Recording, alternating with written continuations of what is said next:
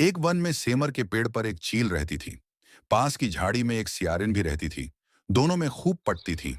चिल्हो जो कुछ भी खाने को लेकर आती, उसमें से सियारिन के लिए जरूर हिस्सा रखती। सियारिन भी चिल्हो का ऐसा ही ध्यान रखती। इस तरह दोनों के जीवन आनंद से कट रहे थे। एक बार वन के पास गांव में औरतें ज्योतिया की पूजा की तैयारी कर रही थीं। चिल्हो ने उसे बड़े ध्यान से देखा और अपनी सखी सियारों को भी बताओ। फिर चिल्हो सियारों ने तय किया कि वे भी यह व्रत करेंगी। सियारों और चिल्हो ने ज्योतिया का व्रत रखा।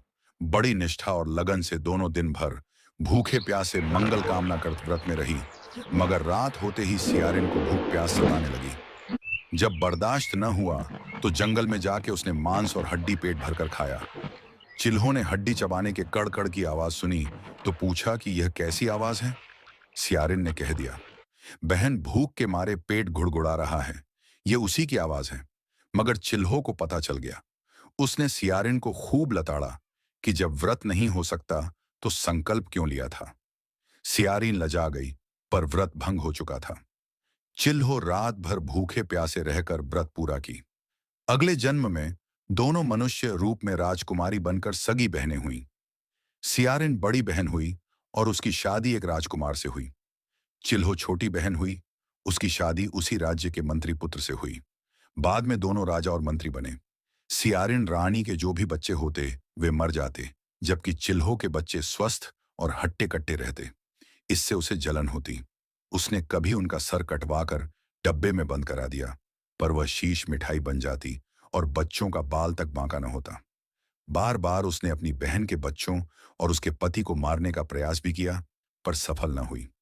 आखिरकार दैव योग से उसे भूल का आभास हुआ। उसने क्षमा मांगी और बहन के बताने पर जीवित पुत्री का व्रत विधि विधान से किया तो उसके पुत्र भी जीवित रहे।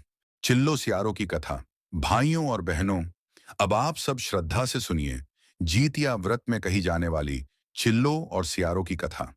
बहुत समय पहले की बात है। एक जंगल में चील चिल्लो और सियारनी सियारो रहती थीं। दोनों की आपस में एक गहरी मैत्री थी। संयोग से उसी समय उनके बच्चे हुए।